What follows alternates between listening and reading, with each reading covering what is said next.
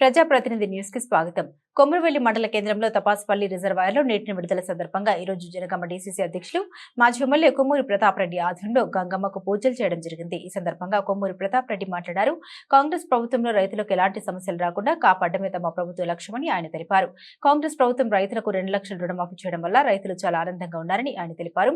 ఈ రోజు తపాసుపల్లి రిజర్వాయర్ ని నీటితో నింపి అన్ని గ్రామాల చెరువులకు నీటిని విడుదల చేయడం జరుగుతుందని ఆయన తెలిపారు. దీనివల్ల రైతులకు ఎంతో లాభం చేకూరుతుందని ఆయన అన్నారు. చెరువులు నింపడం వల్ల గ్రౌండ్ వాటర్ పెరిగి బోర్లలో పుష్కలంగా నీరు వస్తుందని ఆయన అన్నారు. ఈ సందర్భంగా ఈ కార్యక్రమంలో చేర్యాల మండల అధ్యక్షులు కొమ్మురవి, కొమరవెల్లి మండల అధ్యక్షులు మహాదేవుడి శ్రీనివాస్ మరియు వివిధ గ్రామాల కాంగ్రెస్ పార్టీ నాయకులు కార్యకర్తలు పెద్ద ఎత్తున పాల్గొన్నారు.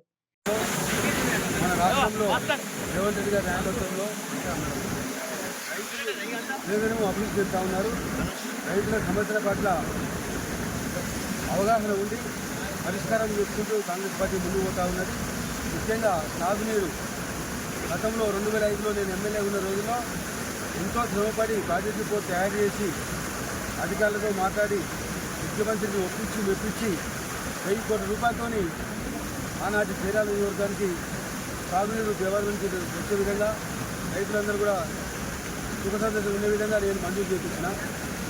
దాని తర్వాత వచ్చిన ప్రభుత్వం నేను మంజూరు చేసిన కాలాలు కూడా పూర్తి చేయలేదు.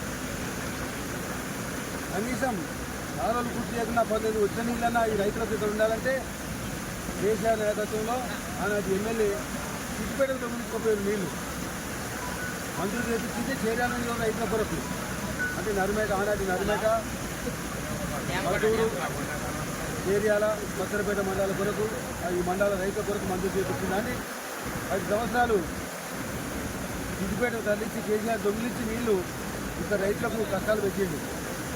ఈ రైతు కాంగ్రెస్ ప్రభుత్వం వచ్చిన తర్వాత ప్రజాపాలనలో చేర్యాల నియోజకవర్గ రైతులందరూ కూడా గతంలో లాగానే అదేవిధంగా జనగామ మండల రైతులందరూ కూడా సాగునీరు అందే విధంగా మేము చర్యలు తీసుకున్నాం. ఈరోజు దేవాల నుండి ఇక్కడికి వచ్చిన నీళ్లు అవి తప్పకుండా ఈ రైతుల పొలాలు వారి రైతులకు ఎవరు కూడా ఇబ్బంది ఉండకుండా మేము చూస్తామని చెప్పి హామీ ఇస్తున్నాం. మంజూరు చేపించింది మేము, రైతుల క్షేమం కోరేది మేము.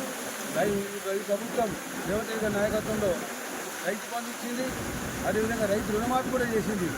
గత ప్రభుత్వం రుణమాఫీ చేస్తానని చెప్పి 10 సంవత్సరాల కాలయాపన చేసి చివరికి రుణమాఫీ చేయకుండానే రైతులు పొందబెట్టింది ఆ పార్టీని.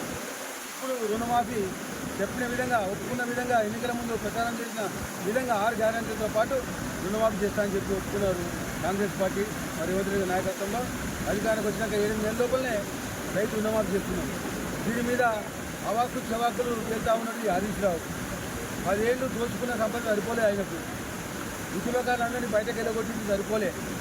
ఉద్యమ ద్రోహులకు స్థానం ఇచ్చి ఉద్యమకారులందరూ బయట పంపిండు. ఈరోజు మల్లా రాజేశ్వరరెడ్డి, దొంగబొట్ట రాజేశ్వరరెడ్డి హైదరాబాద్లో తన ఇంజనీరింగ్ కాలేజ్ కానీ, మెడికల్ కాలేజ్ కానీ భూములు కబ్జా చేసిన దాంట్లో బిల్డింగ్లు కట్టిండు. ఆ కబ్జా చేసిన భూములు కూడా అక్కడ చెరువు యొక్క ఎఫ్టీఎల్. దీనికి హరీష్ రావు ఏం చెప్తున్నాడు, ఆయన ఏం చేసుకొస్తున్నాడు. మల్లారాజేశ్వర రెడ్డి ఎవరే హరీష్ రావు నడుతున్నా నేను, ఆయన అంటే ఉద్యమకాడే చెప్తున్నాడు ఒక హరీష్ రావు. తెలంగాణ ఉద్యమం వచ్చింది తెలుసా? అసలు తెలంగాణ ఉద్యమం మొదలైనప్పుడు ఉద్యోగిని పార్టీ ఆఫీస్లో మేము ఉద్యమం చేసిన నాయకులం. మేము తెలంగాణ మొదటి ఉద్యమకారులం, చేర్యాల జనగామ ప్రాంత నాయకులం.